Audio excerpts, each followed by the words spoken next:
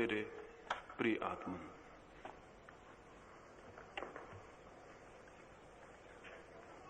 एक मित्र ने पूछा है,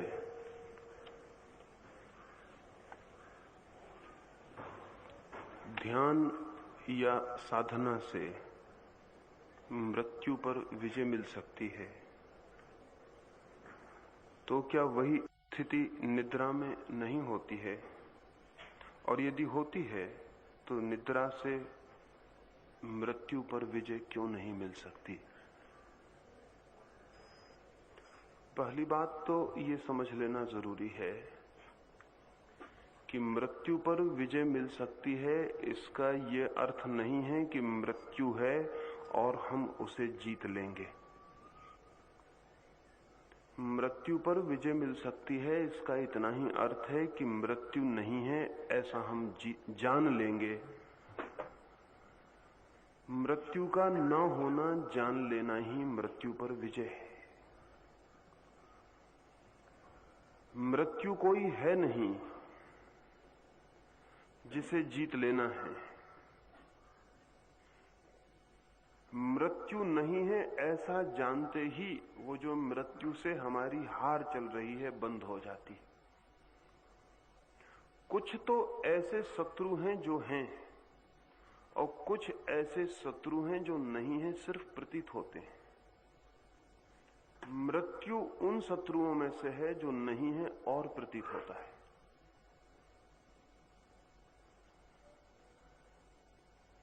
इसलिए विजय का अर्थ ऐसा नहीं ले लेना कि कोई मृत्यु कहीं है और उसे हम जीत लेंगे।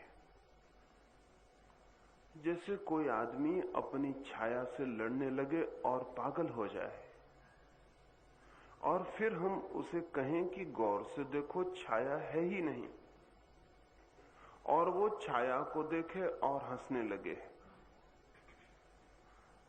और जाने कि मैंने छाया को अब जीत लिया। छाया को जीतने का केवल इतना ही अर्थ है कि छाया इतनी भी न थी कि उससे लड़ा जाए।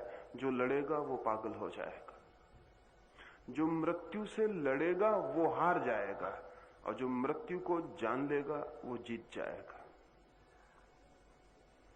इसका दूसरा मतलब ये भी हुआ कि अगर मृत्यु नहीं है तो वस्तुतः हम कभी मरते ही नहीं हैं, चाहे हम जानते हो और चाहे न जानते हो। ऐसा नहीं है कि दुनिया में दो तरह के लोग हैं, एक वे जो मरते हैं और एक वे जो नहीं मरते। ऐसा नहीं है। दुनिया में कोई भी कभी नहीं मरता है, लेकिन दुनिया में दो तरह के लोग हैं, एक वे जो जानते हैं कि नहीं मरते हैं और एक वे जो नहीं जानते हैं। इतना ही फर्क है। निद्रा में भी हम वहीं पहुंचते हैं जहां ध्यान में पहुंचते हैं, लेकिन फर्क इतना है कि निद्रा में हम बेहोश होते हैं और ध्यान में हम जागृत होते हैं। अगर कोई निद्रा में भी जागृत होकर पहुंच जाए तो वही हो जाएगा जो ध्यान में होता है। जैसे किसी बगीचे में किसी आदमी को हम क्लोरोफॉर्म दे के ले जाएं, स्ट्रेचर पर रख के, बेहोश स्ट्रेचर पर बेहोश पड़ा आदमी है, उसको हम बगीचे में ले जाएं। फूल बगीचे में होंगे, कोई बेहोश आदमी की वजह से फूल मिट नहीं जाएंगे। हवाएं होंगी, सुगंध होगी, सूरज निकला होगा, पक्षी गीत गाते होंगे, लेकिन उस आदमी को कुछ भी पता नहीं चलेगा। फिर हम उस बेहोश आदमी को बगीचे में घुमा के वापस लौट आए। वो आदमी होश में आए और हम उससे कहें कि देखा बगीचा, जाना बगीचा, वो कहे कैसा बगीचा। फिर उस आदमी को हम कहें कि तब तुम होश में चलो, तो वो आदमी कहे होश में बगीचे में पहुंचूंगा ना, तो फिर बेहोशी में पहुंचने में और होश में पहुंचने में फर्क क्या है? तो हम उससे कहेंगे फर्क इतना है कि होश में तुम जान सकोगे कि कहां पहुंचे, क्या देखा, फूल, सुगंध, पक्षियों के गीत, सुबह का सूरज। बेहोशी में तुम नहीं देख सकोगे, पहुंचोगे तो बेहोशी में भी उतना ही जितना कि होश में पहुंचे थे। लेकिन बेहोशी में पहुंचा हुआ आदमी ऐसा ही रहता है जैसे न पहुंचा हो। बेहोशी में पहुंचने का मतलब न पहुंचना ही है। हम नींद में भी वहीं पहुंचते हैं जहां ध्यान में कोई पहुंचता है, लेकिन नींद में भी उसी बगीचे में प्रवेश कर जाते हैं, उसी जीवन के बगीचे में जहां ध्यान में कोई प्रवेश करता है। लेकिन नींद में हम होते हैं बेहोश, रोज पहुंचते हैं और वापस लौट आते हैं। हाँ, इतना बात पक्की है कि चाहे कोई आदमी बेहोश बगीचे में गया हो, सुबह की ताजी हवाओं ने उसके शरीर को तो छुआ ही होगा, सुगंध उसके नासापुटों तक तो गई ही होगी, पक्षियों के गीत उसके कान तक तो गूंजे ही होंगे, वो नहीं जान सका। लेकिन बगीचे से बेहोश लौट आने पर भी शायद जगने पर वो कहे कि आज बड़ा अच्छा लग रहा है, बड़ी शांति मालूम पड़ रही है। नींद के बाद सुबह आप रोज कहते हैं कि नींद आ गई तो बड़ा अच्छा लग रहा है। क्या लग रहा है अच्छा? नींद आने से क्या अच्छा हो गया? जरूर नींद में आप कहीं गए हैं जहां कुछ हुआ है, लेकिन उसका कोई पता नहीं, सिर्फ छोटी सी खबर रह गई है पीछे कि अच्छा लग रहा है, सुबह जागकर अच्छा लग रहा है। तो जो आदमी रात गहरी नींद में पहुंच जाता है वो सुबह ताजा होकर लौट आता है। वो किसी ताजगी के स्रोत तक गया लेकिन बेहोश। और जो आदमी रात नहीं सो पाता वो सुबह और भी थका मांदा होता है जितना सांझ को थका मांदा नहीं था। और अगर एक आदमी कुछ दिन तक न सो पाए तो जीवन दूभर हो जाता है, क्योंकि जीवन के स्रोत से उसके संबंध विच्छिन्न हो जाते हैं। वो वहां तक नहीं पहुंच पाता जहां तक पहुंचना अत्यंत जरूरी है। दुनिया में कठिन से कठिन अगर कोई सजा हो सकती है तो वो मौत की नहीं है। मौत की सजा तो सरल है, क्षण भर में हो जाती है। सबसे बड़ी सजाएं जिन लोगों ने ईजाद की थी वो सजाएं थी नींद ना आने देने की। किसी व्यक्ति को नींद ना आने देना सबसे बड़ी सजा है। तो आज भी चीन में या रूस में या हिटलर के जर्मनी में निरंतर कैदियों को जगाए रखने का उपाय किया जाता है। 15 दिन किसी कैदी को न सोने दिया जाए, उसकी जो पीड़ादायक स्थिति हो जाती है उसकी हम कल्पना भी नहीं कर सकते। वो करीब करीब विक्षिप्त हो जाता है और वो सब बातें बोलने लगता है जिन्हें उसने रोकने की कोशिश की थी, जिन्हें कि उसके दुश्मन जानना चाहते हैं। वो अपने आप बोलने लगता है, अनर्गल उसके मुंह से सब निकलने लगता है। उसे होश ही नहीं रह जाता कि अब क्या हो रहा है। तो चीन में तो वो पूरा व्यवस्थित उपाय बनाए हुए हैं कि 6-6 महीने तक कैदियों को न सोने देंगे। उनकी स्थिति बिल्कुल विक्षिप्त हो जाएगी।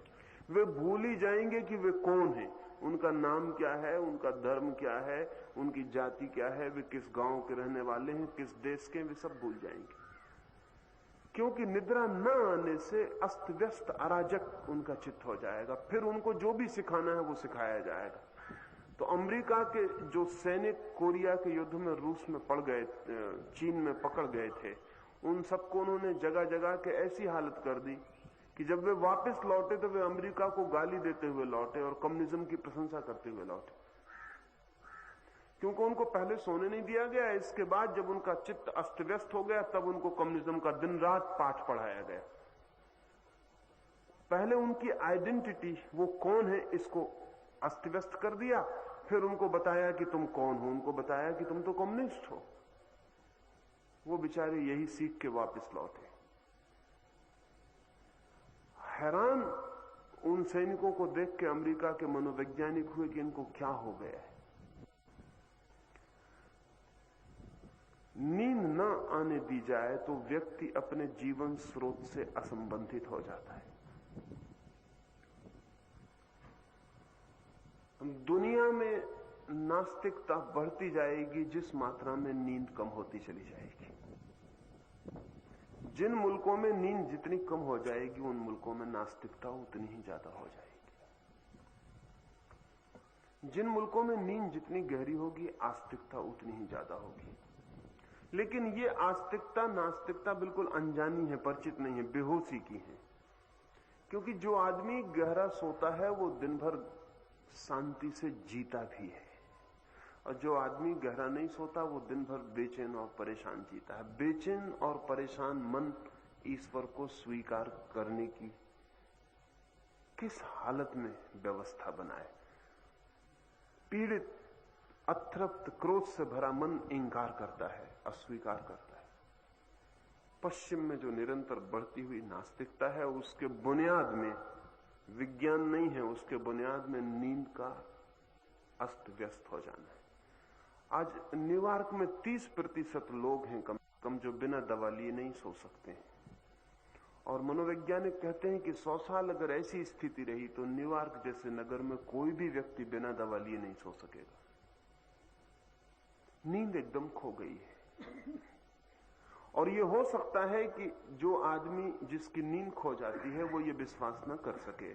अगर आप वो आपसे पूछे कि आप कैसे सोते हैं, आपके सोने की तरकीब क्या है, और आप कहें कि कोई तरकीब नहीं, मैं तो बिस्तर पर सिर रखता हूं और सो जाता हूं, तरकीब है ही नहीं, सोने की कोई तरकीब है आपके पास, बस सिर रखते हैं और सो जाते हैं, तो वो कहे क्यों झूठ बोलते हैं, असंभव है ये बात, जरूर कोई तरकीब होगी जो मुझे पता नहीं, क्योंकि सिर तो मैं भी रखता हूं तकिए पर, लेकिन सो नहीं पाता हूं। तो झूठ कहते हैं आप। और एक वक्त आ सकता है, आज से 1000-2000 वर्ष बाद, भगवान न करे ऐसा वक्त आए, लेकिन लगता है ऐसा वक्त आ जाएगा जबकि स्वाभाविक नींद सभी की खो गई होगी। और तब लोग ये विश्वास न कर सकेंगे कि आज से 1000-2000 साल पहले लोग बस रात को बिस्तर पर सिर रखते थे और सो जाते थे। और वो कहेंगे कि ये कपोल कल्पित पुराण की बातें मालूम पड़ती, ये बातें सच नहीं, ये हो ही नहीं सकता, क्योंकि जो हमें नहीं होता है वो किसी को कैसे हो सकता है, यही कठिनाई है। मैं आपको ये इसलिए कह रहा हूं कि आज से 3 या 4000 वर्ष पहले लोग इसी तरह आंख बंद करते थे और ध्यान में चले जाते थे। जितनी सरलता से आज आप सो जाते हैं और 2000 वर्ष बाद या आज भी न्यूयॉर्क में सोना मुश्किल है, बंबई में भी मुश्किल होता चला जा रहा है, आज नहीं कल द्वारका में भी मुश्किल होगा। ये वक्त के फासले की बात है और कोई कठिनाई नहीं है इसमें। तो आज हम विश्वास नहीं कर सकते हैं कि जमाना ऐसा भी रहा होगा कि आदमी ने सोचा कि ध्यान में जाऊं, बैठा, आंख बंद की और ध्यान में चला। हम कहेंगे ये कैसे हो सकता है, क्योंकि हम भी तो आंख बंद करके बैठते हैं, कहीं नहीं जाते, विचार तो चक्कर ही लगाए रहते हैं, हम तो जा ही नहीं पाते।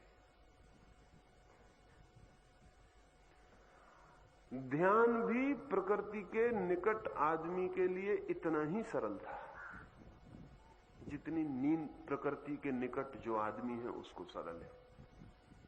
पहले ध्यान गया, अब नींद जाएगी, क्योंकि पहले वे चीजें जाती हैं जो चेतन है, फिर वे चीजें जाती हैं जो अचेतन है। और जिस ध्यान चला गया तो दुनिया करीब करीब अधार्मिक हो गई है, और नींद चली जाएगी तो दुनिया पूरी तरह अधार्मिक हो जाएगी। नींद से रिक्त पृथ्वी पर धर्म की कोई संभावना नहीं रह जाने वाली। लेकिन आप कभी सोच ही नहीं सकते कि नींद से इतना संबंध हो सकता है। नींद से इतने गहरे संबंध हैं जिनका हिसाब लगाना मुश्किल है। व्यक्ति कैसा सोता है इस पर पूरा निर्भर है कि वो कैसा जिएगा। अगर वो नहीं सो पाता है तो उसका सारा जीवन अस्त व्यस्त हो जाएगा, सारे जीवन के संबंध उलझ जाएंगे, सब विषाक्त हो जाएगा, सब क्रोध से भर जाएगा।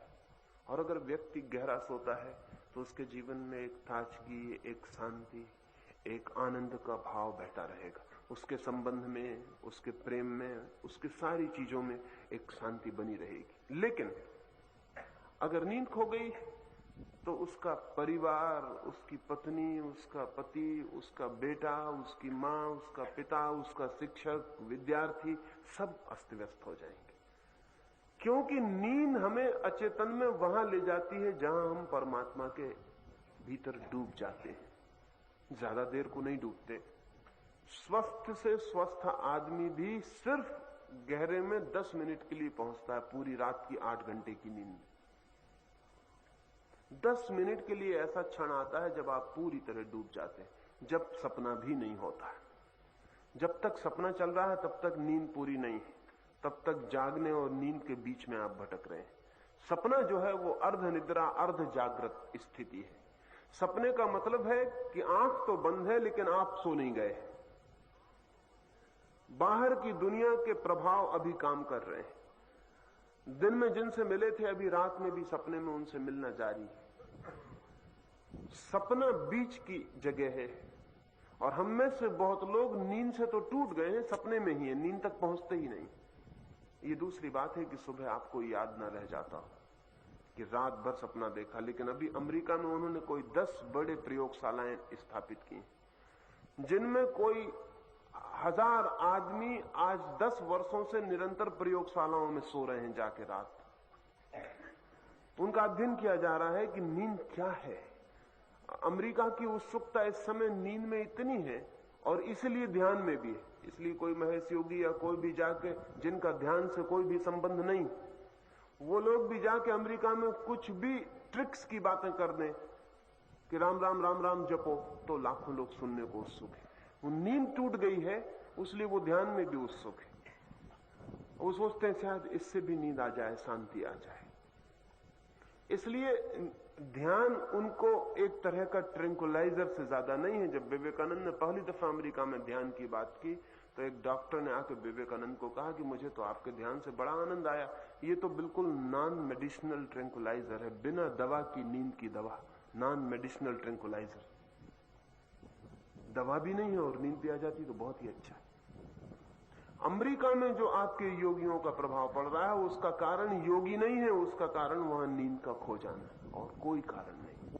वहां नींद एकदम खराब हो गई, और नींद खराब हो गई तो पूरा जीवन बोझिल और उदास और तनाव से भर गया। इसलिए ट्रैंकुलाइजर्स का निरंतर बढ़ता हुआ रूप सामने आ रहा है। किसी तरह नींद कैसे लाई जा सके। करोड़ों अरबों रुपयों का ट्रैंकुलाइजर अमेरिका खर्च कर रहा है प्रतिवर्ष। 10 बड़ी लेबोरेटरीज बना के वहां 1000 लोगों को निरंतर सुलाया जा रहा है। सोने के पैसे दिए जा रहे हैं, सोने का रात भर का उनको पैसा होता है, क्योंकि रात भर उनकी नींद को कई तरह की तकलीफें दी जाती हैं। सब तरफ इलेक्ट्रोड लगे रहते हैं बिजली के, पूरे हजारों वायर लगे रहते हैं शरीर में, सब तरफ से जांच चलती रहती है कि उनके भीतर क्या हो रहा है। एक सबसे अद्भुत जो घटना उन प्रयोगों में आई है वो ये है कि करीब करीब आदमी रात भर सपने देखता है। वो आदमी भी जो सुबह कहता है कि मैंने कोई सपना नहीं देखा। फर्क स्मृति का है। जो आदमी कहता है सुबह कि मैंने सपना देखा, उसकी स्मृति थोड़ी ठीक है, और जो आदमी कहता है मैंने सपना रात नहीं देखा, उसकी स्मृति थोड़ी कमजोर है। और कोई फर्क नहीं, सारे लोग रात भर सपना देख रहे हैं। हाँ, यह अनुभव हुआ है कि 10 मिनट के लिए पूर्ण स्वस्थ आदमी सपने से मुक्त हो जाता है। और सपने अब जांचे जा सकते हैं, क्योंकि हमारे मस्तिष्क की जो नसें हैं वो चलती रहती हैं। जब सपना बंद होता है तो वो बंद हो जाती है। उनके बंद हो जाने से मशीन खबर दे देती है कि गैप आ गया, अब ये आदमी सपना भी नहीं देख रहा है, ये भीतर विचार भी नहीं कर रहा है, सपना भी नहीं देख रहा है, ये आदमी कहीं खो गया। तो ये बड़े मजे की बात है कि वो जो यंत्रों की उन्होंने जांच पड़ताल की है, उस जांच पड़ताल से तब तक तो पता चलता है कि आदमी क्या कर रहा है जब तक सपने चलते हैं। जैसे ही सपने गए कि मशीन गैप बता देती कि अब गैप हो गया, आदमी कहां गया पता नहीं। आप सुन रहे हैं, नींद का मतलब है कि आदमी कहीं ऐसी जगह चला जाता है कि मशीन नहीं पकड़ पाती। उसी गैप में आदमी परमात्मा में प्रवेश कर जाता है। वो जो अंतराल बीच का जो खाली जगह है, जो मशीन नहीं पकड़ती। मशीन इतनी खबर देती है कि यहां तक पकड़ा, फिर इसके बाद घुप आदमी कहीं खो गया। फिर 10 मिनट के बाद पकड़ शुरू होगी। 10 मिनट आदमी कहां था ये बताना मुश्किल है। इसलिए आज अमेरिका का मनोवैज्ञानिक कहता है कि नींद सबसे बड़ा रहस्य, और नींद सबसे बड़ा रहस्य, असल में परमात्मा के बाद नींद ही रहस्य है, और कोई रहस्य नहीं है। सबसे ज्यादा मिस्टीरियस। आप रोज सोते हैं लेकिन आपको कुछ भी पता नहीं कि नींद क्या है। जिंदगी भर से सो रहे हैं लेकिन इससे कोई फर्क नहीं पड़ता। ये मत सोचना कि हम जिंदगी भर से सो रहे हैं तो हमको पता है कि नींद क्या है। नींद का बिल्कुल आपको पता नहीं, क्योंकि नींद तब होती तब आप नहीं होते। ध्यान रखना, जब तक नींद नहीं होती तब तक आप होते हैं। इसलिए आपको वहीं तक पता है जहां तक मशीन को पता है। जहां तक मशीन बताती है कि हां अभी सपना चल रहा है, वहां तक आपको भी पता हो सकता है। क्योंकि उस गैप में, उस रिक्त स्थान में जहां मशीन चुप हो जाती और कह देती बस हमारे बस के बाहर हो गई ये बात, या आदमी कहीं चला गया जहां हम नहीं पहुंचते, वहां आप भी नहीं पहुंचते, क्योंकि आप भी एक मशीन से ज्यादा नहीं। उस गैप में आप भी नहीं पहुंचते। इसलिए नींद एक रहस्य है जहां हमारी कोई पहुंच नहीं। इसलिए नहीं है कि हम ही मिट जाते हैं तभी नींद आती है, और इसलिए जितना अहंकार बढ़ता जाता है उतनी नींद कम होती चली जाती। अहंकारी आदमी को नींद खत्म हो जाती, क्योंकि अहंकार कहता है कि मैं 24 घंटे कहता है मैं, उठता है तो कहता है मैं, चलता है तो कहता है मैं, सड़क पर निकलता है तो कहता है मैं। वो 24 घंटे मैं इतने ज्यादा कहता है कि जब नींद के वक्त मैं छोड़ने का समय आता है तब वो मैं को नहीं छोड़ पाता, नींद मुश्किल हो जाती, नींद असंभव है। मैं को रहते नींद असंभव है। और मैंने कल आपसे कहा कि मैं के रहते परमात्मा में प्रवेश असंभव है। नींद और परमात्मा में प्रवेश बिल्कुल एक सी बात है। फर्क इतना ही है कि नींद बेहोशी में प्रवेश है और ध्यान होश में प्रवेश है, लेकिन यह फर्क बहुत बड़ा है। हजारों जन्मों तक नींद में आप परमात्मा में प्रवेश करते रहेंगे, लेकिन इससे आपको परमात्मा का कोई पता नहीं चलेगा। लेकिन एक क्षण भी अगर आप ध्यान में प्रवेश कर गए परमात्मा में, उस जगह पहुंच गए जहां नींद में हजारों बार पहुंचे हैं, लाखों बार पहुंचे हैं, तो आपकी जिंदगी पूरी बदल जाएगी। और मजे की बात यह है कि जो व्यक्ति एक बार ध्यान में प्रवेश कर जाता है उस शून्य में जहां नींद ले जाती है, उसके बाद वो नींद में भी कभी बेहोश नहीं रहता। वो जो कृष्ण ने गीता में कहा है कि जब सब सोते हैं तब भी योगी जागता है, उसका ये अर्थ है। जब सब सो जाते हैं तब भी वो जागता है। इसका मतलब ये नहीं कि योगी नहीं सोता है, योगी से बढ़िया कोई भी नहीं सोता है। योगी जैसा सोता है वैसा कोई सोता ही नहीं,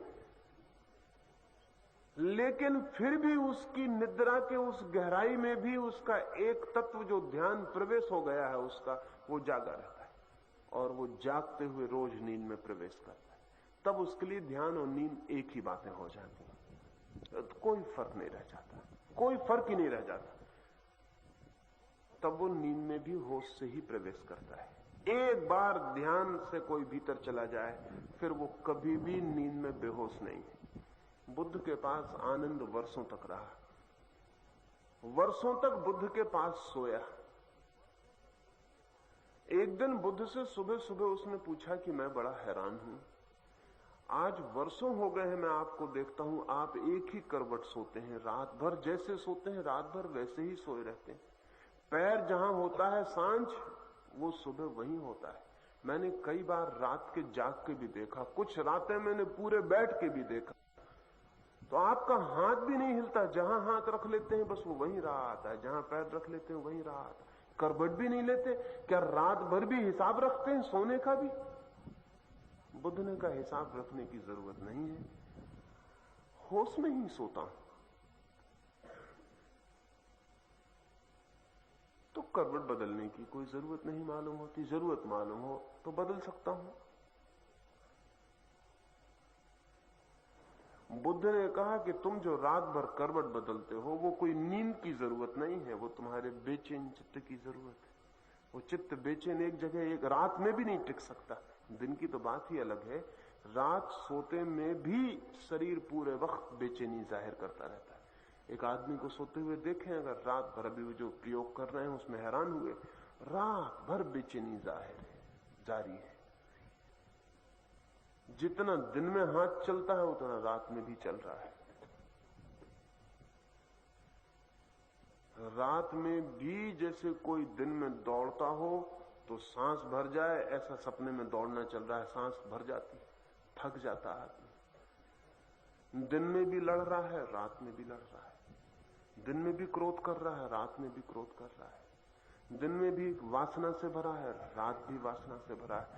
दिन और रात में कोई बुनियादी फर्क नहीं है, सिर्फ इतना है कि थक के पड़ा हुआ है, बेहोश हो गया है, बाकी सब चल रहा है। तो बुद्ध ने कहा कि मुझे बदलना हो तो बदल लूं, लेकिन कोई जरूरत नहीं है तो। पर हमें ख्याल नहीं। देखिए एक आदमी कुर्सी पे बैठा है तो पूरे वक्त टांगे हिला रहा है, कोई उससे पूछे ये टांगे किस लिए हिल रही?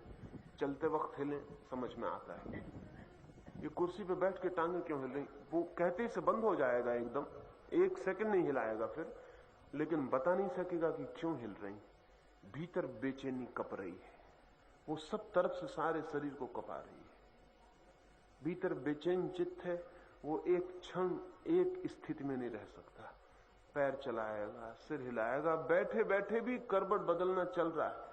इसलिए तो 10 मिनट ध्यान में बैठना मुश्किल हो जाता है, क्योंकि 1000 शरीर के हिस्से कहने लगते हैं ये करो, पैर को यहां करो, सिर को यहां करो, इसको ऐसा करो, उसको वैसा करो। वो तो पूरे वक्त करवाते रहते हैं, हमको ख्याल नहीं, लेकिन ध्यान में हम ख्याल से बैठते हैं तो मालूम होता है ये शरीर कैसा है कि एक सेकंड एक जगह नहीं रहना चाहता पूरे वक्त। वो मन की ही उलझन, तनाव, मन का ही उत्तेजना, मन की ही तरंगें शरीर तक प्रभावित होती। नींद में कोई 10 मिनट के लिए सब खो जाता है। वे 10 मिनट पूर्ण स्वस्थ और शांत आदमी को उपलब्ध होते हैं, सभी को नहीं। कोई 5 मिनट, कोई 4 मिनट, कोई 3 मिनट, कोई 2 मिनट, कोई 1 मिनट। अधिकतम लोगों को 2 मिनट, 1 मिनट उपलब्ध होता है। उतने ही 1 मिनट पर हम 24 घंटे चलाते हैं। वो 1 मिनट में जो रस मिल जाता है जड़ों में उतर के, और उससे ही हम 24 घंटे की जीवन को चला लेते हैं। उतनी देर में दिया जो तेल पा जाता है 24 घंटे जल लेता है। इसलिए तो दिया बहुत मंदा मंदा जलता है। उतना तेल ही नहीं इकट्ठा हो पाता जीवन का कि दिया तेजी से जल सके, कि दिया मसाल बन सके। वो नहीं हो पाता। ध्यान धीरे धीरे धीरे धीरे जीवन के स्रोत पर खड़ा कर देता है। फिर ऐसा नहीं है कि हम उसमें से चुल्लू भर भर के लाते हैं, फिर हम स्रोत में ही खड़े हो जाते हैं। फिर ऐसा नहीं है कि हम कोई तेल दिए में भरते हैं, फिर तो तेल का सागर ही उपलब्ध हो जाता है। फिर हम उसमें ही जीने लगते हैं। और वैसा जीना नींद को विलीन कर देता है। इस अर्थ में नहीं कि आदमी नहीं सोता है, इस अर्थ में कि सोते हुए भी भीतर कोई जागा ही रहता है, और तब सपने बिल्कुल खो जाते हैं। योगस्थ व्यक्ति जागता है, सोता है, लेकिन सपने नहीं देखता। सपने बिल्कुल खो जाते हैं। और जब सपने खो जाते हैं तो विचार खो जाते हैं। जागरण में जिसे हम विचार कहते हैं उसे ही निद्रा में स्वप्न कहते हैं। स्वप्न और विचार में फर्क नहीं है, फर्क थोड़ा सा ही है। विचार थोड़े सभ्य हो गए सपने, सपने थोड़े आदिम ओरिजिनल विचार हैं। असल में बच्चे या पुरानी आदिम जातियां चित्रों में ही सोच सकती हैं, शब्दों में नहीं। मनुष्य का पहला जो सोचना है वो चित्रों में ही होता है। जैसे एक बच्चे को भूख लगी तो बच्चा शब्दों में नहीं सोचता कि मुझे भूख लगी है। बच्चा मां के स्तन को देख सकता है, स्तन को पीते हुए चित्र देख सकता है। स्तन मिलना चाहिए ऐसी आकांक्षा से भर सकता है, शब्द नहीं बना सकता। शब्द तो बहुत बाद में बनने शुरू होते हैं, पहले तो चित्र ही होते हैं। और अगर हमें भाषा ना आती हो तो फिर हम भी चित्रों का उपयोग करते हैं। आप किसी प्रदेश चले जाएं जहां की भाषा आपको नहीं आती और पानी पीना हो तो आप दोनों हाथ मुंह के पास करके कहेंगे कि मुझे पानी पीना। क्योंकि जब शब्द नहीं है तब चित्र की जरूरत पड़ जाती है, क्योंकि चित्र हमारी। और मजे की बात यह है कि शब्दों की भाषाएं अलग हैं, चित्रों की भाषाएं अलग नहीं। दुनिया के किसी कोने पे चले जाएं और हाथ चुल्लू बना के मुंह के पास करके कहें, कोई भी समझ लेगा कि पानी पीना। क्योंकि चित्र की भाषा प्रत्येक आदमी की एक है। शब्द हमने अलग अलग ईजाद किए हैं, लेकिन चित्र हमारी ईजाद नहीं है। चित्र तो मनुष्य के मन की भाषा है।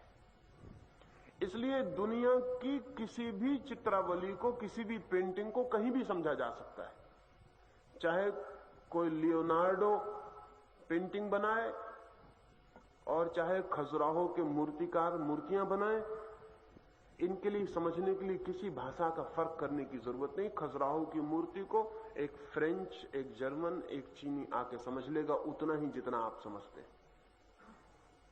और आप अगर लूव्र में फ्रांस के जाके उनके म्यूजियम में खड़े हो जाएं चित्रों के, तो आप भी चित्रों को समझ लेंगे, उनके शीर्षक नहीं समझेंगे। शीर्षक तो फ्रेंच भाषा में है, लेकिन आप चित्र समझ लेंगे कि चित्र क्या है। चित्र की भाषा सबकी है। अभी शब्द की भाषा हमारे दिन में तो काम आ जाती है, लेकिन रात में काम नहीं आती। रात में हम फिर जंगली हो जाते हैं। नींद में हम फिर खो जाते हैं, हमारी सब शिक्षा, डिग्री, एजुकेशन, यूनिवर्सिटी सब खो जाते हैं। हम वहीं खड़े हो जाते हैं जहां मौलिक आदमी खड़ा हुआ था। इसलिए रात में चित्र उठते हैं, दिन में शब्द, रात में चित्र। और इसलिए दिन में अगर हमें किसी को प्रेम करना है तो हम प्रेम करने की भाषा में सोच सकते हैं, भाषा में। लेकिन रात में अगर प्रेम करना है तो सिवाय चित्रों के और कोई उपाय नहीं रह जाता, चित्र ही रह जाते।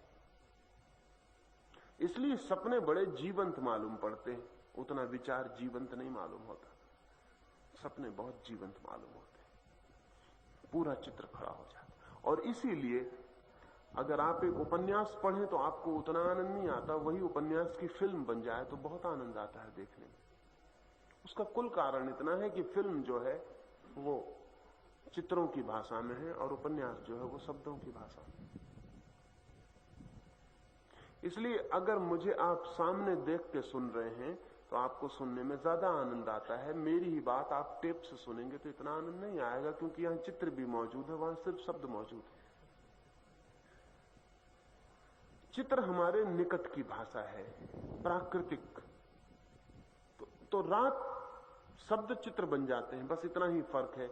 जिस दिन स्वप्न खोता है उसी दिन विचार खो जाते हैं, जिस दिन विचार खोता है उसी दिन स्वप्न खो जाते हैं। दिन विचार से खाली हो जाए, रात सपनों से खाली हो जाएगी। और ध्यान रहे, सपने भी सोने नहीं देते और विचार जगने नहीं देते। ये दोनों बातों को समझ लेना। सपने सोने नहीं देते और विचार जगने नहीं देते। अगर सपने खो जाएं तो नींद पूरी हो जाए, और अगर विचार खो जाएं तो जागरण पूरा हो जाए। और अगर जागरण पूरा हो जाए और निद्रा पूरी हो जाए तो निद्रा और जागरण में कोई फर्क नहीं रह जाता।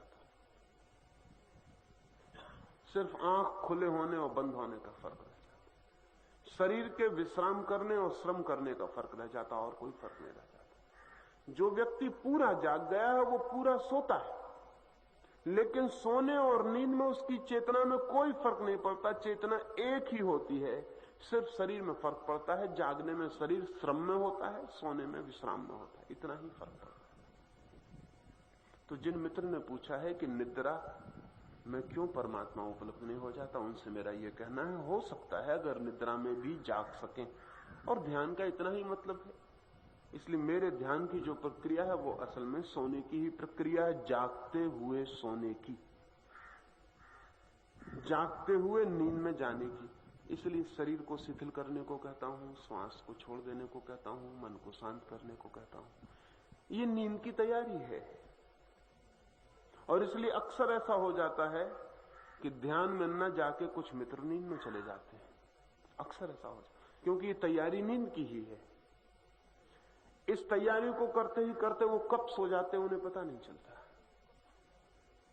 इसलिए तीसरी बात निरंतर कहता हूं कि भीतर जागे रहें, भीतर होश से भरे रहें। शरीर बिल्कुल शिथिल छूट जाए, श्वास बिल्कुल शिथिल हो जाए, जितनी नींद में होती उससे भी ज्यादा हो जाए, लेकिन भीतर जागे रहें। भीतर होश दिए की तरह जलता रहे ताकि नींद ना आ जाए। ध्यान और नींद की प्रारंभिक शर्तें एक जैसी हैं, अंतिम शर्त में फर्क है।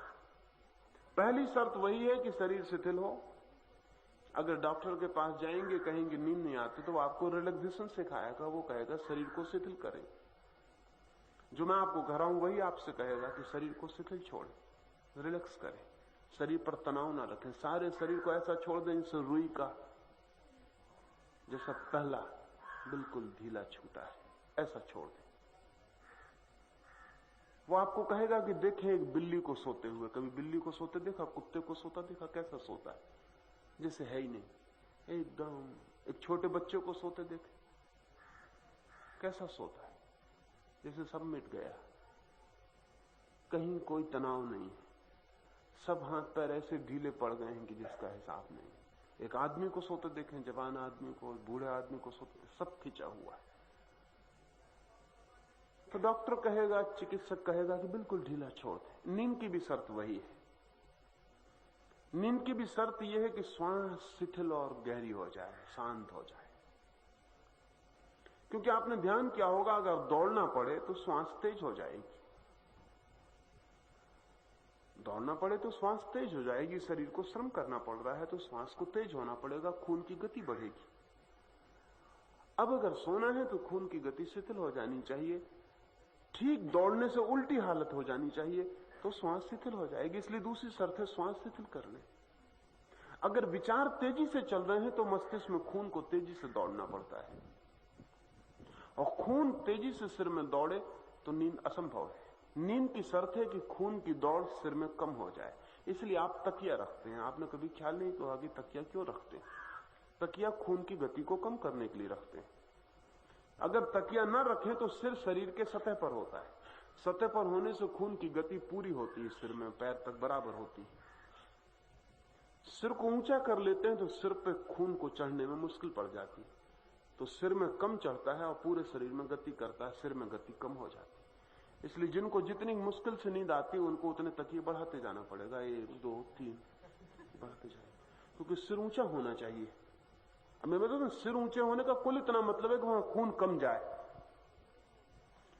वहां खून कम जाएगा तो नींद जल्दी आ जाएगी, क्योंकि वहां गति न होगी तो मस्तिष्क शिथिल हो जाएगा।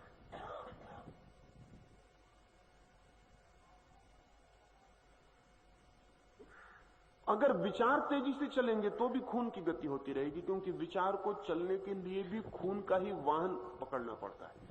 मस्तिष्क की नसें तेजी से चलती रहेंगी। कभी आपने देखा होगा क्रोध में आ जाते हैं तो सब नसें फूल जाएंगी। वो फूल गई हैं इसलिए कि खून को इतनी तेजी से दौड़ना पड़ रहा है कि नसों की इतनी सामर्थ्य नहीं है इतनी तेजी से दौड़ाने की, इसलिए नसें फूल गई। इसलिए क्रोधी आदमी की नसें फूली हुई ही हो जाएंगी। शांत हो जाएगा, नसें कम हो जाएंगी, क्योंकि खून की गति कम हो जाएगी। आपने देखा होगा क्रोध में चेहरा लाल हो जाएगा, आंखें लाल हो जाएंगी, उसका और कोई कारण नहीं, खून की गति तेज हो गई। विचार इतने तेजी से दौड़ रहे हैं कि खून को बहुत तेजी से दौड़ना पड़ता है, सांस तेज हो जाएगी। कभी जब वासना मन को पकड़ लेगी तो आप पाएंगे श्वास तेज हो जाएगी, एकदम तेज हो जाएगी। सेक्स श्वास को एकदम तेज कर देगा, खून को तेज कर देगा।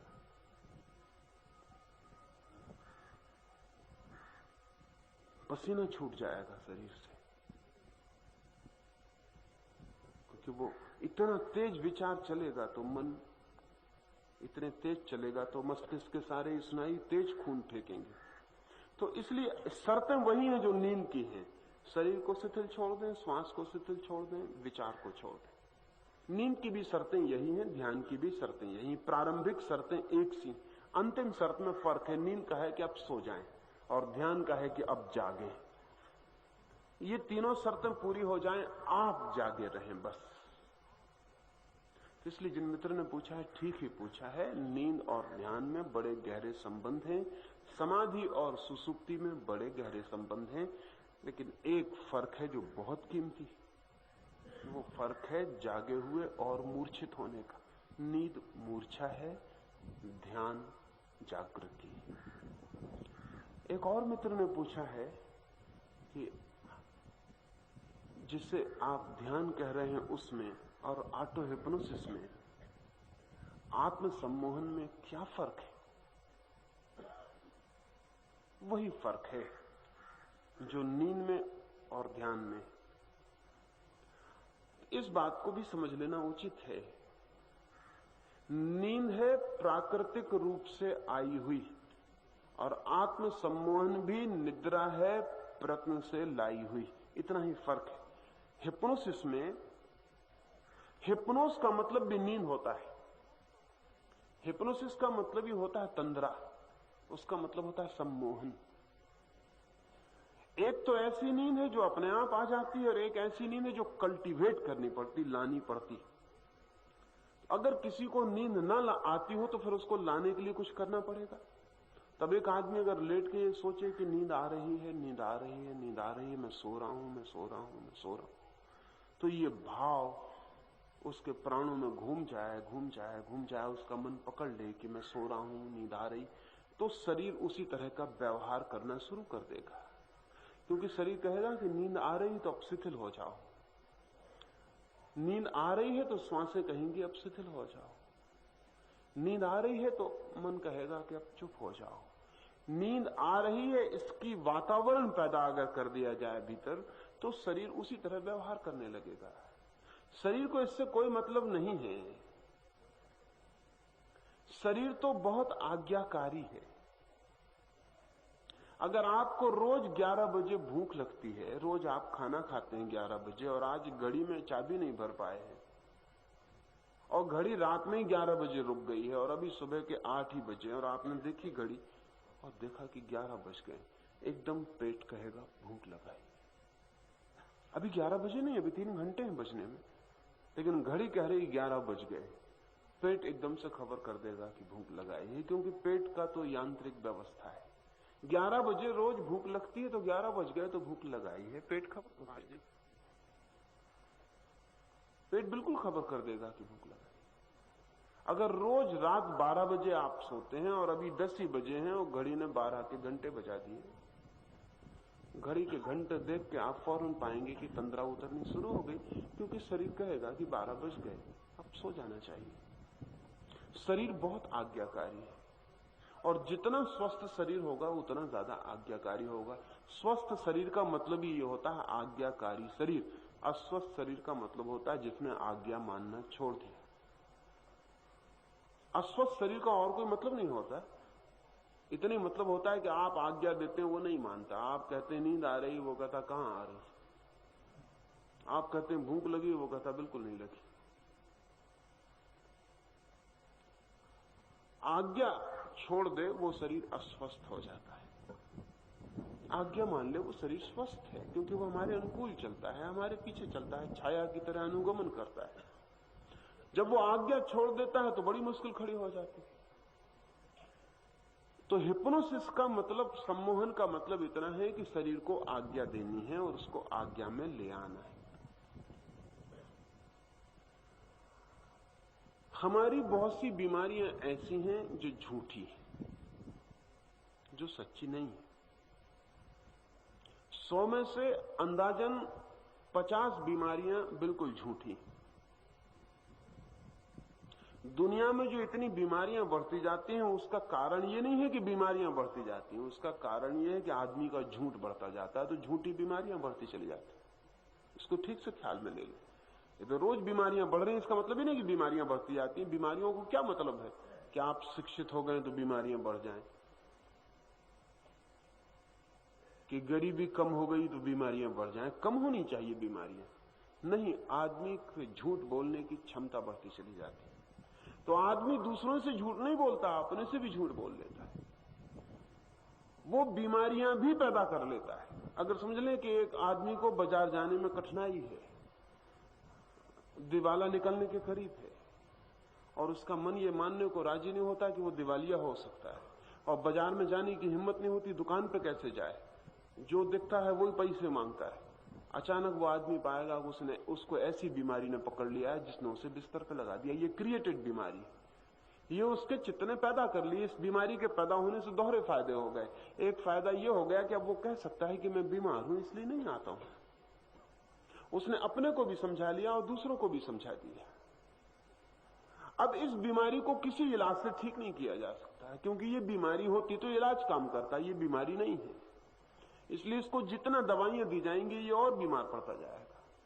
अगर कभी दवाइयां देने से आपकी बीमारी ठीक ना हो तो आप जान लेना कि बीमारी दवाइयों वाली नहीं है, बीमारी कहीं और है जिसका दवाई से कोई संबंध नहीं।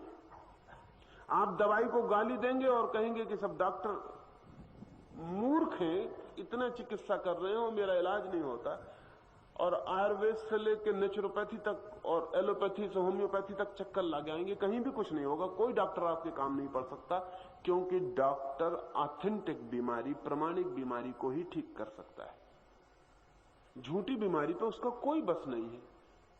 और मजा यह है कि जो झूठी बीमारी है उसको पैदा आप करने में रसलीन है, आप चाहते हैं कि वो रहे। स्त्रियों की बीमारियां 50% से भी ऊपर झूठी है, क्योंकि स्त्रियों को बचपन से एक नुस्खा पता चल गया है कि जब वो बीमार होती हैं तभी प्रेम मिलता है, और कभी प्रेम मिलता ही नहीं। जब बीमार होती हैं तब पति दफ्तर छोड़ के उनके पास कुर्सी लगा के बैठ जाता है, मन में कितनी गालियां देता हो लेकिन बैठता है। और पति को जब भी उन्हें बिस्तर के पास बिठा रखना हो तब उनका बीमार हो जाना एकदम जरूरी है। इसलिए स्त्रियां बीमार ही रही आएंगी, कोई मौका ही नहीं जब वो बीमार ना हो, क्योंकि बीमारी में ही वो कब्जा कर लेती है। सब पर हावी हो जाती है। बीमार आदमी घर भर का डिक्टेटर हो जाता है, बीमार आदमी तानाशाह हो जाता है। वो कहता है इस वक्त सब रेडियो बंद, तो सब रेडियो बंद करना पड़ता है। वो कहता है सब सो जाओ, तो सबको सोना पड़ता है। वो कहता है आज घर के बाहर कोई नहीं जाएगा, सब यहीं बैठ रहा, सबको बैठना पड़ता है। तो तानाशाही प्रवृत्ति जितनी होगी उतना आदमी बीमारी खो जाएगा, क्योंकि बीमार आदमी को कौन दुखी करे।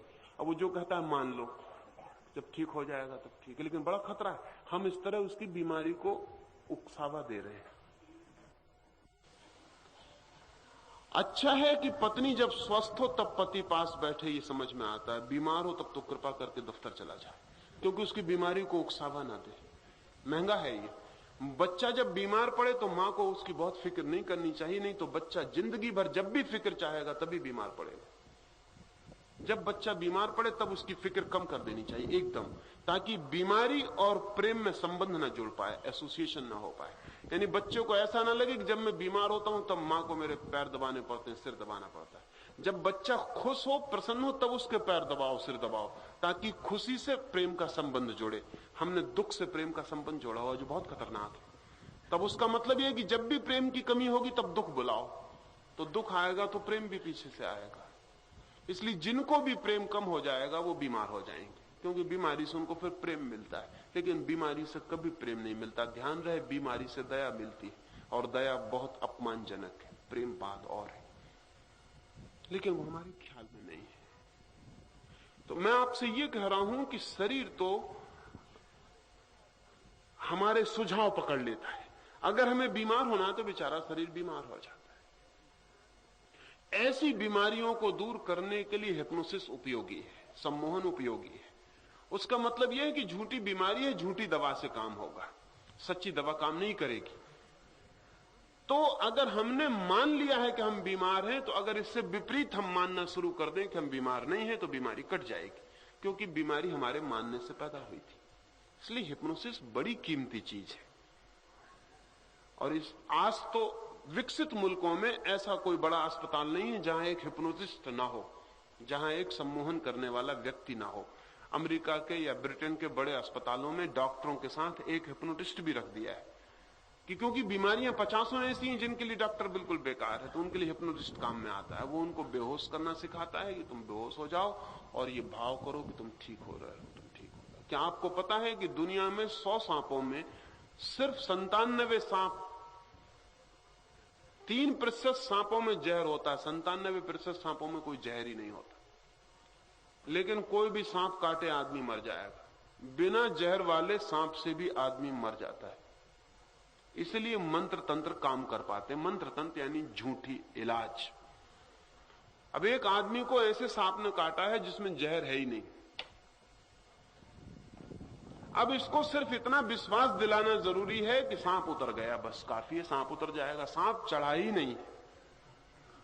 और अगर इसको यह विश्वास ना आए तो यह आदमी मर सकता है। अगर इसको यह पक्का बना रहे कि सांप ने मुझे काटा है तो ये मरेगा, सांप ने मुझे काटा है इससे मरेगा, सांप के काटने से नहीं। मैंने सुना है एक बार ऐसी घटना घटी कि एक आदमी एक सराय से गुजरा और रात उस सराय में उसने खाना खाया और सुबह चला गया, जल्दी उठ के चला गया। साल भर बाद वापस लौटा उस रास्ते से, उस सराय में ठहरा तो सराय के मालिक ने कहा, आप सकुशल हैं? हम तो बड़े डर गए थे। क्या हो गया? जिस रात आप यहां ठहरे थे जो खाना बना था उसमें एक सांप गिर गया, तो 4 आदमियों ने खाया, चारों मर गए। एक आप थे जो आप जल्दी उठ के चले गए, आपका हम बड़ी चिंतित थे, मगर आप जिंदा हैं। उस आदमी ने कहा सांप? अब वो आदमी वहीं गिर पड़ा और मर गया। साल भर बाद अगर सांप खा गया हूं, उसके हाथ पैर कपे, वो वहीं गिर पड़ा। उसके सराय के मालिक ने कहा, घबराइए मत, अब तो कोई सवाल ही नहीं। उसने कहा, सवाल क्या, वो तो गया, तो जा चुका है। इस तरह की बीमारी के लिए हिप्नोसिस बहुत उपयोगी है, लेकिन हिप्नोसिस का मतलब ही इतना है कि जो हमने व्यर्थ ही झूठा ही अपने चारों तरफ जोड़ लिया है, उसे हम दूसरे झूठ से काट सकते हैं। ध्यान रहे, अगर झूठा कांटा किसी के पैर में लगा हो तो असली कांटे से कभी मत निकालना। झूठे कांटे को असली कांटे निकालने से बड़ा खतरा होगा। एक तो झूठा कांटा ना निकलेगा और असली कांटा और पैर में छिप जाएगा। झूठे कांटे को झूठे कांटे से ही निकालना होता है। ध्यान में और हिप्नोसिस में क्या संबंध है? इतना ही संबंध है कि जहां तक झूठे कांटे गड़े हैं वहां तक हिप्नोसिस का उपयोग किया जाता है। जैसे कि मैं आपसे कहता हूं ये भाव करें कि शरीर शिथिल हो रहा है, ये हिप्नोसिस है, ये सम्मोहन है, ये आत्म सम्मोहन है। असल में आपने ही ये भाव कर रखा है कि शरीर शिथिल नहीं हो सकता है। उसको काटने के लिए इसकी जरूरत है और कोई जरूरत नहीं। अगर आपको ये पागलपन ना हो तो आप एक ही दफे ख्याल करें शरीर शिथिल हो गया, शरीर शिथिल हो जाएगा। शरीर को शिथिल करने के लिए यह काम नहीं हो रहा है। आपकी जो धारणा है कि शरीर शिथिल होता ही नहीं है, उसको काटने के लिए आपके मन में यह धारणा बनानी पड़ेगी कि शरीर शिथिल हो रहा है, शरीर शिथिल हो रहा है, शरीर शिथिल हो रहा है। आपकी झूठी धारणा को इस दूसरी झूठी धारणा से काट दिया जाएगा और जब शरीर शिथिल हो जाएगा तो आप जानेंगे कि हां शरीर शिथिल हो गया। और शरीर का शिथिल होना बिल्कुल स्वाभाविक धर्म है। लेकिन हम इतने तनाव से भर गए हैं और तनाव हमने इतना पैदा कर लिया है कि अब उस तनाव को मिटाने के लिए भी हमें कुछ करना पड़ेगा। तो हिप्नोसिस का इतना उपयोग है। जो आप भाव करते हैं शरीर शिथिल हो रहा है, श्वास शांत हो रही है, मन शांत हो रहा है, ये हिप्नोसिस है। लेकिन यहीं तक, इसके बाद ध्यान शुरू होता है। यहां तक ध्यान है ही नहीं। ध्यान इसके बाद शुरू होता है जब आप जागते, जब आप दृष्टा हो जाते, जब आप देखने लगते हैं कि हां शरीर शिथिल पड़ा है, श्वास शांत चल रही है, विचार बंद हो गए या विचार चल रहे हैं। जब आप देखने लगते हैं, बस आप सिर्फ देखने लगते हैं, वो जो दृष्टा भाव है वही ध्यान है। उसके पहले तो हिप्नोसिस ही है। और हिप्नोसिस का मतलब है लाई गई निद्रा, और कोई मतलब नहीं है। नहीं आती थी, हमने लाए हैं, प्रयास किया है, उसे बुलाया है, आमंत्रित किया है। निद्रा आमंत्रित की जा सकती है। अगर हम तैयार हो जाएं और अपने को छोड़ दें तो वो आ जाती है। लेकिन ध्यान और हिप्नोसिस एक ही चीज नहीं है। मेरी बात समझ लेना ख्याल से। मैंने कहा कि यहां तक हिप्नोसिस, यहां तक सम्मोहन, जहां तक सब भाव कर रहे हैं हम। जब भाव करना बंद किया और जाग गए, अवेयरनेस जहां से शुरू हुई वहां से ध्यान शुरू हुआ। जहां से दृष्टा साक्षी भाव शुरू हुआ वहां से ध्यान शुरू हुआ। और इस हिप्नोसिस की इसलिए जरूरत है कि आप उल्टी हिप्नोसिस में चले गए। यानी इसको अगर वैज्ञानिक भाषा में कहना पड़े तो ये हिप्नोसिस ना हो के डी हिप्नोसिस है। ये सम्मोहन ना हो के सम्मोहन तोड़ना है। सम्मोहित हम हैं, पर हमें पता नहीं, क्योंकि हमने जिंदगी में हम सम्मोहित हो गए, हमको पता ही नहीं। हमको ख्याल ही नहीं कि हमने कितने तरह के सम्मोहन कर लिए और हमने किस किस तरकीब से सम्मोहन को पैदा कर लिया। हमारी पूरी जिंदगी का बड़ा हिस्सा सम्मोहन का है। और जब हम सम्मोहित होना चाहते हैं तो हम ख्याल ही नहीं रखते कि हम ये क्या कर रहे हैं। जैसे उदाहरण के लिए हम जिंदगी भर ऐसे ही जीते हैं, वो हमें ख्याल में आ जाए तो सम्मोहन टूट जाए, सम्मोहन टूटे तो भीतर प्रवेश हो सकता है, क्योंकि सम्मोहन असत्य की दुनिया है। जैसे समझे कि एक आदमी साइकिल चलाना सीख रहा है, बड़ा रास्ता है, 60 फीट चौड़ा है, और एक पत्थर पड़ा हुआ है एक किनारे पर, एक मील का पत्थर लगा हुआ है। अब वो आदमी 60 फीट चौड़े रास्ते पर अगर आंख बंद करके भी साइकिल चलाए तो बहुत कम मौके हैं कि उस पत्थर से टकराए। आंख बंद करके भी चलाए तो भी 60 फीट चौड़े रास्ते पर जरा सा एक पत्थर लगा हुआ, उस पर टकराने की क्या जरूरत। लेकिन उस आदमी को अभी साइकिल चलाना नहीं आता। उसे रास्ता पहले नहीं दिखाई पड़ता, पहले उसे पत्थर दिखाई पड़ता है। पहले उसको ये डर है कि टकरा ना जाऊं। बस उसको जैसे ये डर हुआ कि टकरा ना जाऊं तो वो हिप्नोटाइज्ड हुआ। यानी हिप्नोटाइज होने का मतलब ये कि रास्ता दिखना बंद हुआ, पत्थर दिखना शुरू हुआ। अब उसे पत्थर दिखने लगा। अब वो डर रहा है, उसका हैंडल घूमने लगा पत्थर की तरफ। वो जितना हैंडल घूमता वो डर रहा है, और जहां ध्यान है वहीं तो हैंडल जाएगा। और ध्यान उसका पत्थर पे है, और ध्यान इसलिए है कि टकरा ना जाऊं। टकरा ना जाऊं पत्थर से तो रास्ता मिट गया, पत्थर ही रह गया। अब वो पत्थर की तरफ सम्मोहित चला जा रहा है और जितना जाता है उतना घबराता है, जितना घबराता है उतना जाता है। वो आदमी पत्थर से टकरा गया। सिक्खड़ आदमी को बड़ी हैरानी होती कि इतना बड़ा रास्ता था, मैं इस पत्थर से कैसे टकरा गया, इन बच के क्यों नहीं निकल सका। वो हिप्नोटाइज्ड हो गया। उसने ध्यान दिया पत्थर पर कि कहीं टकरा ना जाऊं। फिर पत्थर दिखाई पड़ने लगा। फिर जब पत्थर दिखाई पड़ने लगा तो हाथ ने वहीं मोड़ दिया, क्योंकि शरीर उसी तरफ जाता है जहां ध्यान जाता है। शरीर वहीं चला जाता है जहां ध्यान जाता है। शरीर तो अनुगामी है ध्यान का। अब वो चल पड़ा और जितना वो डरा उतने ही पत्थर का ध्यान रखना पड़ा कि कहीं टकरा ना जाऊं, तो पत्थर को देखता रहूं। और जिसको उसने देखा उससे वो हिप्नोटाइज्ड हो गया, सम्मोहित हो गया, वो चला गया, वो पत्थर से टकरा गया। तो जिंदगी में जिन भूलों से हम बहुत सचेत होकर बचना चाहते हैं, अक्सर उन्हीं से टकरा जाएंगे, उनसे हम सम्मोहित हो जाएंगे। एक आदमी क्रोध से डरता है कि कहीं क्रोध ना आ जाए, और वो दिन में 24 घंटे में 24 बार पाएगा कि क्रोध आ गया। और जितना वो डरेगा कि क्रोध ना आ जाए, क्रोध पर सम्मोहित हो जाएगा और फिर 24 घंटे क्रोध खोजने लगेगा। जो आदमी स्त्री से डरेगा कि कोई सुंदर स्त्री न दिखाई पड़ जाए, नहीं तो वासना उठाएगी, उसको 24 घंटे सुंदर स्त्रियां दिखाई पड़ेंगी। धीरे धीरे कुरूप स्त्रियां भी सुंदर हो जाएंगी। धीरे धीरे पुरुष भी स्त्रियां मालूम होने लगेंगी। पीछे से कोई साधु दिख जाए तो वो चक्कर लगा के देख के आएगा कि कौन है। बड़े बाल हो तो उसको शक हो जाएगी कहीं स्त्री तो नहीं। फिर उसको चित्रों में भी स्त्रियां दिखाई पड़ने लगेंगी। एक पोस्टर लगा हुआ, वो उससे भी सम्मोहित हो जाएगा। पोस्टर पे क्या है, सिर्फ कुछ रंग फेंका हुआ है, लेकिन पोस्टर भी सम्मोहित कर लेगा। वो एक नंगी चित्र को उठा के भी गीता में छुपा के, कुरान में छुपा के एक नंगे चित्र को देखेगा स्त्री के, और सोचेगा भी नहीं कि सिर्फ रेखाएं खींची हैं, इसमें इतना सम्मोहित क्यों हुआ जा रहा है। वो स्त्री से बचना चाहा है, वो घबरा गया है। अब स्त्री के सिवाय उसे कोई दिखाई ही नहीं पड़ता। अब वो मंदिर में चला जाए, मस्जिद में चला जाए, कहीं भी चला जाए, स्त्री ही दिखाई पड़ती। ये भी सम्मोहित। तो जो समाज सेक्स विरोधी होगा वो समाज सेक्सुअल हो जाता है। जो समाज काम विरोधी होगा, जो कहेगा, काम की निंदा करेगा, उस समाज का पूरा चित्त कामुक हो जाएगा, क्योंकि जिसकी वो निंदा करेगा उससे ही सम्मोहित हो जाएगा, उस पर ध्यान चला जाएगा। जितना ब्रह्मचर्य की बातें होंगी उतने ही गंदे और व्यभिचारी लोग उस समाज में पैदा होंगे,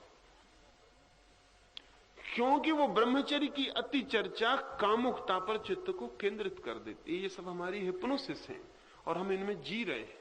सारी दुनिया इनमें उलझी हुई है और इसको तोड़ना मुश्किल पड़ता है, क्योंकि तोड़ने के लिए हम जो करते हैं उससे हिप्नोसिस बढ़ती है। इसी तरह हमने बहुत सी जिंदगी के न मालूम क्या क्या हिप्नोसिस बना रखी है और उनको हम पैदा किए चले जाते हैं और फिर उन्हीं में जीते रहते हैं। इनको तोड़ना जरूरी है ताकि हम जाग सकें, मगर तोड़ने के लिए भी, चूंकि ये झूठा सब जाल है, ठीक झूठे कांटे ही खोजने पड़ते हैं। इसलिए सब साधना एक अर्थ में झूठ को निकालने के लिए है और इसलिए झूठ है। सब साधना, सब मेथड, दुनिया भर में सब प्रयोग जिनसे हम परमात्मा की तरफ जाने की कोशिश करते हैं, झूठे हैं, क्योंकि परमात्मा से दूर हम कभी गए ही नहीं, सिर्फ हम ख्याल में चले गए। जैसे एक आदमी रात सोए द्वारका में और सपने में कलकत्ता पहुंच जाए। अब वो घबराने लगे रात में कि मेरी तो पत्नी बीमार है घर पर और मुझे तो द्वारका पहुंचना है और मैं कलकत्ता आ गया, मैं किस ट्रेन से जाऊं, किस टाइम टेबल को देखूं, किस हवाई जहाज को पकड़ूं, किस बस को पकड़ूं, कैसे जाऊं। पूछने लगे लोगों से कि मैं द्वारका कैसे जाऊं। तो अगर कोई उसको बताए कि तुम फला फला स्टेशन जाकर ट्रेन पकड़ लो, तो वो मुश्किल में पड़ जाएगा, क्योंकि पहली तो बात यह है कि वो कलकत्ते में नहीं है।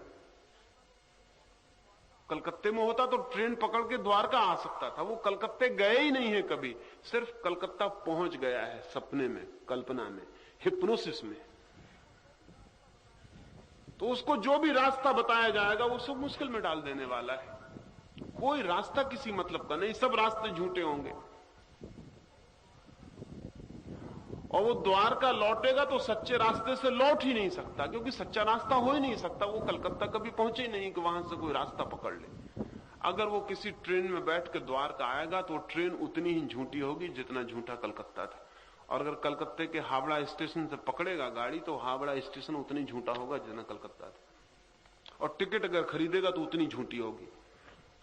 और रास्ते में अगर टिकट चेकर वगैरह आएंगे तो वो सब झूठे होंगे, स्टेशन वगैरह पड़ेंगे वो सब झूठे होंगे। फिर वो द्वारका आ जाएगा, फिर वो प्रसन्न होकर उठाएगा, तब हैरान होगा कि बड़े आश्चर्य की बात है, मैं तो अपनी खाट पर सोया हुआ, मैं कहीं गया नहीं था,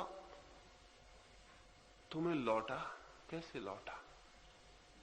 जाना भी झूठ था, लौटना भी झूठ है। परमात्मा के बाहर कोई कभी गया ही नहीं है, जा भी नहीं सकता है, क्योंकि वही है, उसके बाहर जाने का उपाय नहीं है। इसलिए जाना भी झूठ है, लौटना भी झूठ है। लेकिन जब जा चुके हैं तो लौटना पड़ेगा, कोई उपाय नहीं है। जब जा ही चुके हैं तो अब लौटना पड़ेगा, इसलिए लौटने के लिए उपाय पकड़ने पड़ेंगे।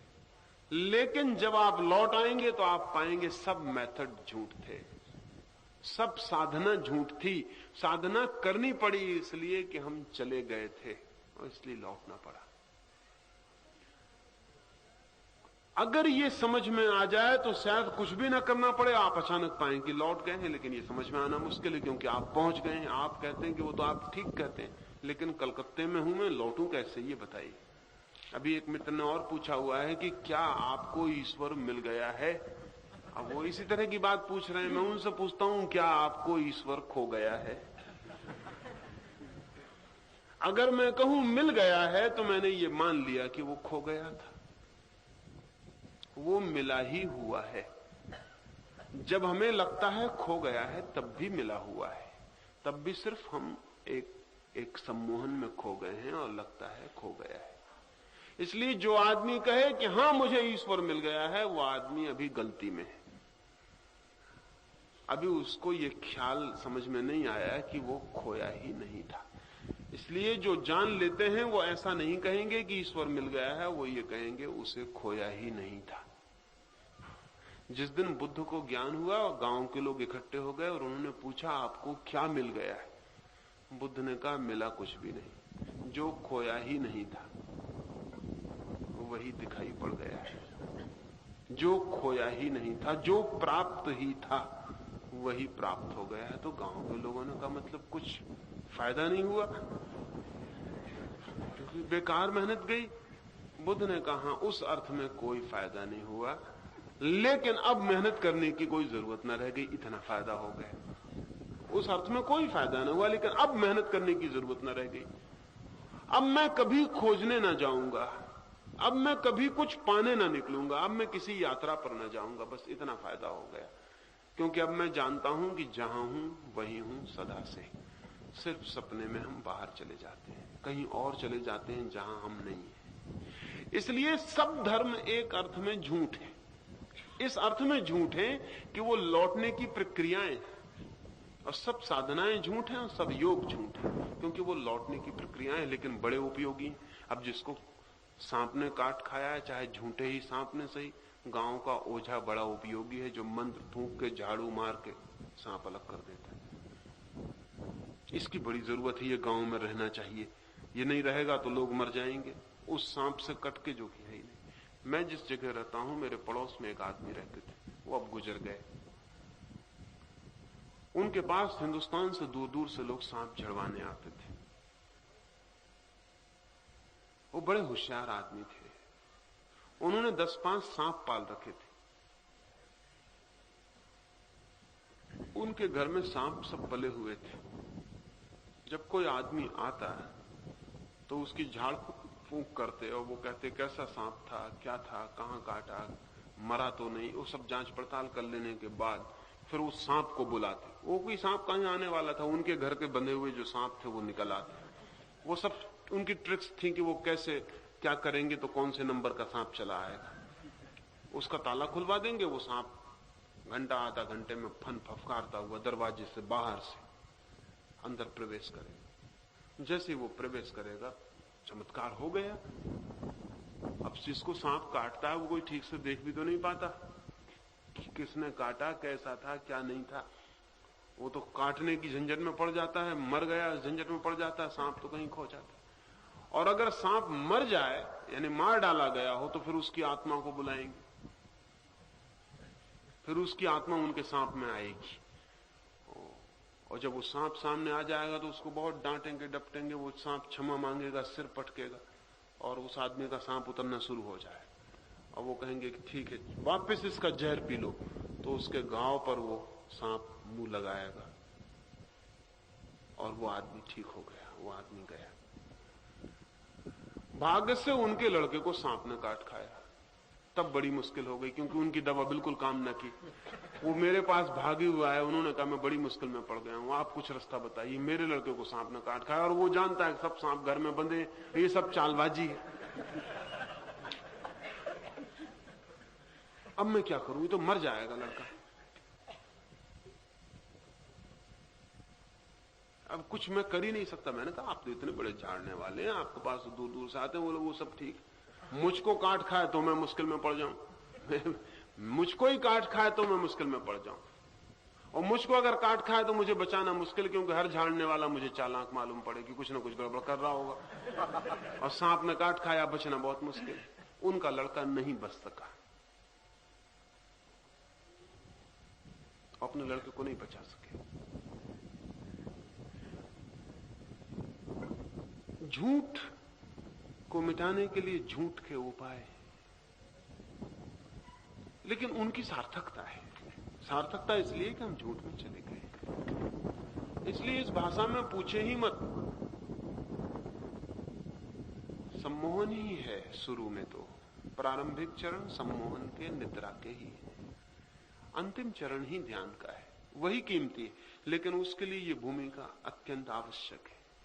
जिस झूठ में आप चले गए हैं वहां से लौट आना आवश्यक है।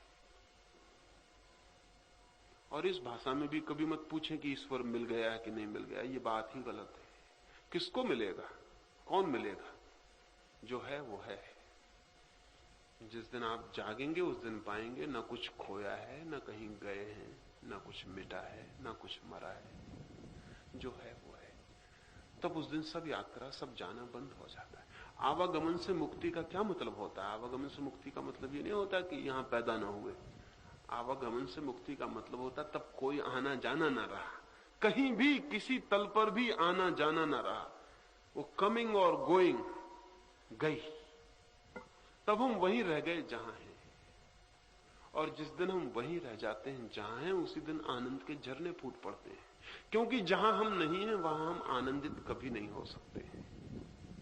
जहां हम हैं वहीं आनंदित हो सकते हैं। जो हम हैं वही होके आनंदित हो सकते हैं, जो हम नहीं हैं वो हम होके कभी भी आनंदित नहीं हो सकते। इसलिए आवागमन का मतलब है कि हम कहीं और भटक रहे हैं जहां हम नहीं हैं। हम कहीं और खो गए हैं जहां हम कभी भी नहीं गए। हम कहीं ऐसी जगह पर घूम रहे हैं जहां हमारा कभी होना ही नहीं है, और जहां हम हैं वहां से हम चूक गए। आवागमन से मुक्ति का मतलब है वहां आ जाना जहां हम हैं। परमात्मा में आने का मतलब है वही हो जाना जो हम हैं। कोई ऐसा नहीं है कि किसी दिन परमात्मा मिल जाएगा कहीं खड़ा हुआ और आप नमस्कार करेंगे और कहेंगे कि धन्यवाद आप मिल गए। ऐसा कहीं कोई परमात्मा नहीं। और ऐसा कहीं मिल जाए तो समझना कि सब हिप्नोसिस चल रही, ये भी क्रिएटेड, ये भगवान भी अपने ही बनाए हुए। इनकी मुलाकात भी उतनी ही झूठी, जितना इनका खोना झूठा था उतनी इनका मिलना झूठा है। कहीं ऐसा कोई भगवान नहीं मिल जाने वाला है। इसलिए जब तक ये भाषा हमारी हमको धोखा देती रहती है, क्योंकि भाषा में हमको लगता है ईश्वर साक्षात्कार, ईश्वर दर्शन, ये शब्द बड़े गलत हैं। इन शब्दों से ऐसा लगता है कि कहीं कोई मिल जाएगा जिसका दर्शन कर लेंगे, साक्षात्कार हो जाएगा, गले मिल लेंगे, भेंट हो जाएगी। ये सब झूठी बात है। अगर ऐसा कभी कोई परमात्मा मिल जाए तो फौरन सावधान हो जाना। ये परमात्मा बिल्कुल आपके ही मन की निर्माण होगा, ये हिप्नोसिस होगी। सब हिप्नोसिस से लौट जाना है वापस, उस जगह खड़े हो जाना है जहां कोई निद्रा नहीं, जहां कोई सम्मोहन नहीं, जहां हम पूरे जागे जो हैं वो खड़े रह गए। उस जगह जो अनुभव होगा वो समस्त जीवन की एकता का अनुभव है, समग्र के एक होने का अनुभव है। उस अनुभूति का नाम परमात्मा है। अब हम सुबह के ध्यान के लिए बैठे। कुछ और प्रश्न हैं वो रात में बात कर लूंगा। थोड़े थोड़े फासले पे हो जाएं और बातचीत ना करें, चुपचाप फासले पे हो जाएं।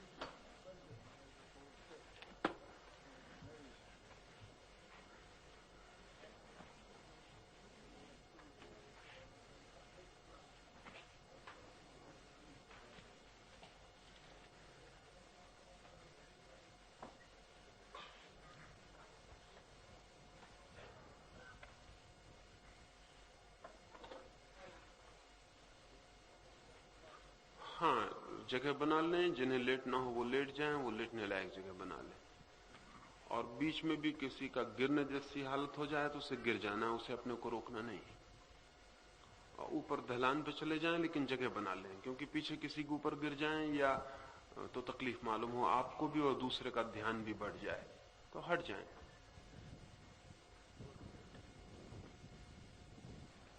नीचे आ जाए, नीचे।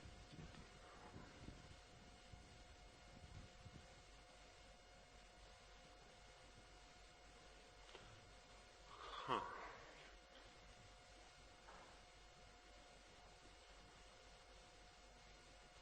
आंख बंद कर लें। कोई बच्चे बात नहीं करेंगे और चुपचाप बैठेंगे 10 मिनट। आंख बंद कर लें।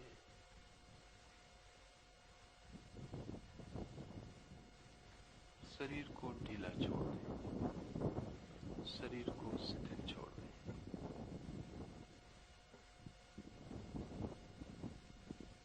शरीर को बिल्कुल ढीला छोड़ दें, जैसे शरीर में कोई प्राण ही नहीं। सारी शक्ति को भीतर चले जाने दें। शक्ति शरीर की भीतर जा रही है, भीतर बही जा रही है, भीतर हम सिकुड़े जा रहे हैं और शरीर एक खोल की तरह बाहर टंगा रह जाएगा, चाहे गिर जाए चाहे अटका रह जाए, लेकिन बाहर एक कपड़े की खोल की तरह रह जाएगा। भीतर सरक जाएं और शरीर को शिथिल छोड़ दें। फिर मैं सुझाव देता हूं, मेरे साथ अनुभव करें। अनुभव करें, शरीर शिथिल हो रहा है, शरीर शिथिल हो रहा है, शरीर शिथिल हो रहा है।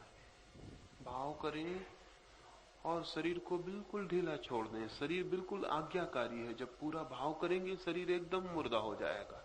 भाव करें, शरीर शिथिल हो रहा है, शरीर शिथिल हो रहा है, शरीर शिथिल हो रहा है, शरीर शिथिल हो रहा है। शरीर बिल्कुल शिथिल होता जा रहा है। छोड़ दें, सारी पकड़ छोड़ दें। शरीर को भीतर से पकड़े न रहें, बिल्कुल छोड़ दें। अपनी सारी पकड़ सरका लें। अपना शरीर ही नहीं है, जैसे अब जो होगा होगा, गिरेगा गिरेगा, खोएगा खोएगा। बिल्कुल हट जाएं पीछे, भाव को हटा लें। शरीर शिथिल हो रहा है, शरीर शिथिल हो रहा है, शरीर शिथिल हो रहा है, शरीर शिथिल हो रहा है, शरीर शिथिल हो रहा है, शरीर शिथिल हो रहा है। शरीर शिथिल हो गया है, छोड़ दें। शरीर पर सब पकड़ छोड़ दें, गिरे गिर जाए। शरीर शिथिल हो गया है, जैसे बिल्कुल मुर्दा हो गया, जैसे बिल्कुल मृत हो गया। मर ही जाएं, शरीर के तल पर बिल्कुल मर जाएं, जैसे शरीर गया। शरीर अब नहीं है, हम अलग हो गए हैं, हम दूर हट गए हैं।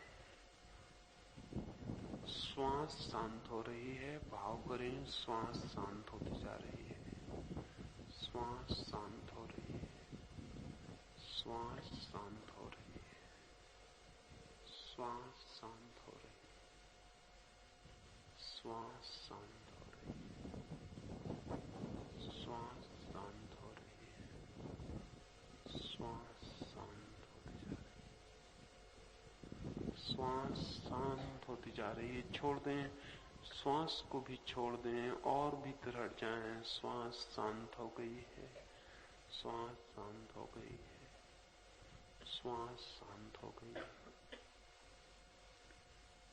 श्वास शांत हो गई है। श्वास से भी पीछे हट गए हैं, श्वास शांत हो गई है।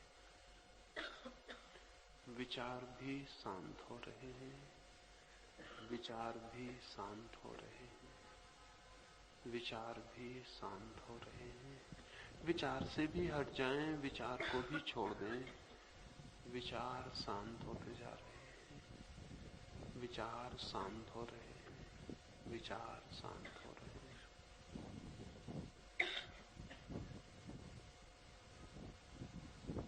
विचार शांत हो रहे हैं,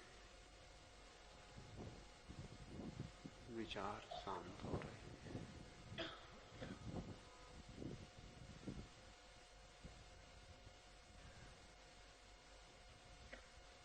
विचार शांत हो रहे हैं।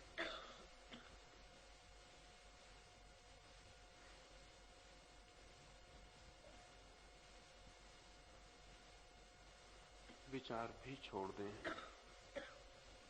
विचार शांत हो रहे हैं।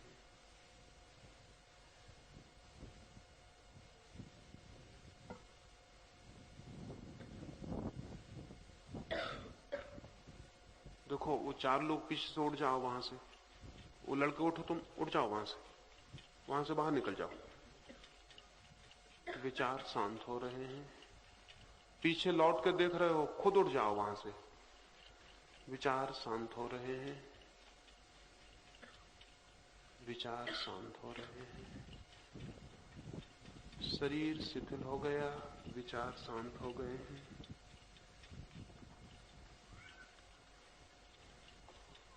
10 मिनट के लिए भीतर जागे हुए रह जाएं।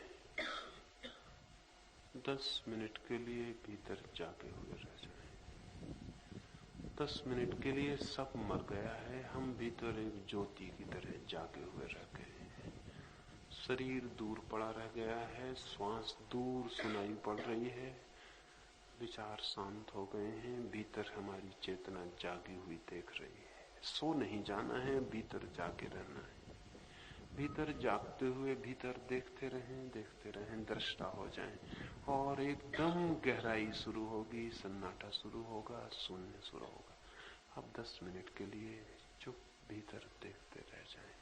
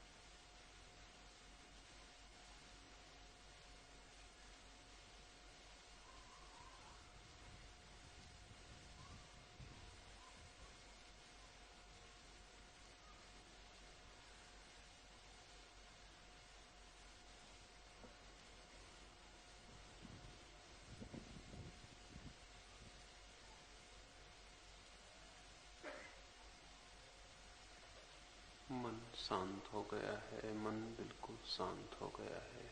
और गहरे डूब जाएं, जैसे कोई गहरे कुएं में गिरता हो। गिरते जाएं, गिरते जाएं। भीतर जागे रहें और शून्य होते चले जाएं। भीतर होश रखें, जागे रहें, देखते रहें। और सब मर गया है, शरीर बिल्कुल दूर रह गया है, श्वास दूर छूट गई, विचार खो गए हैं, हम ही रह गए हैं। बस जाके देखते रहें, मन और शून्य होता चला जाए।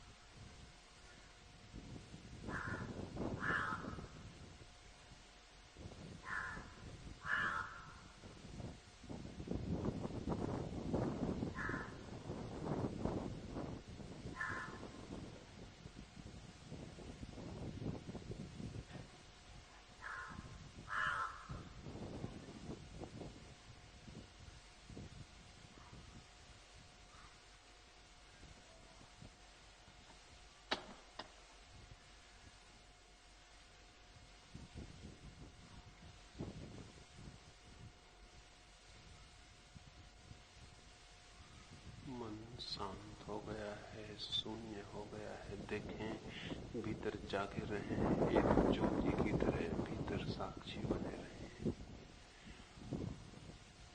और धीरे धीरे स्वयं का होना भी मिट जाएगा, फिर कुछ भी न रह जाएगा। एक शून्य मात्र रह जाएगा, एक होश मात्र रह जाएगा। देखें, भीतर देखें और गहरे उतर जाएं।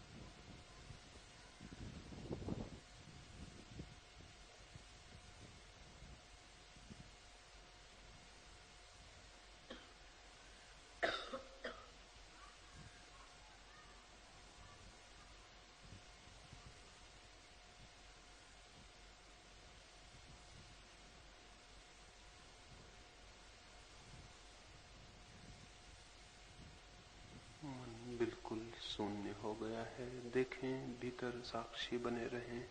मन बिल्कुल शून्य हो गया, मन शून्य हो गया, सब मिट गया, सब मर गया, सिर्फ वही रह गया जो अमृत है, सिर्फ वही रह गया जो अमृत है। सिर्फ चेतना मात्र रह गई, सब मिट गया, सब मर गया, सब समाप्त हो गया।